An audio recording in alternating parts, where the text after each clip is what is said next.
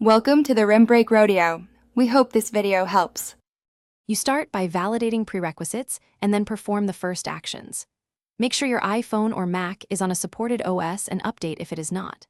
Next, confirm you can access the Apple ID email and password, plus any recovery contacts or trusted phone numbers.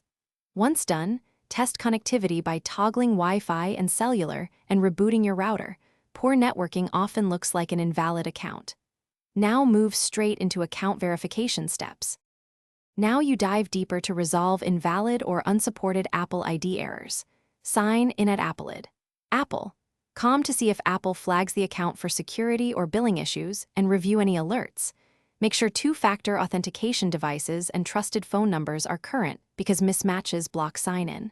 Then inspect the signed in device list, remove any unknown devices, and, as a precaution, reset the password to a strong new one. After that, attempt to sign in on your device.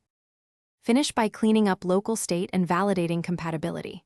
Sign out of iCloud on the device, restart it, and sign back in to clear transient errors. This forces a fresh authentication handshake. If the error says unsupported, double-check device model and regional Apple ID restrictions and confirm the installed iOS matches Apple's requirements. If problems persist, gather diagnostics, serial, iOS build, error message, and contact Apple support so they can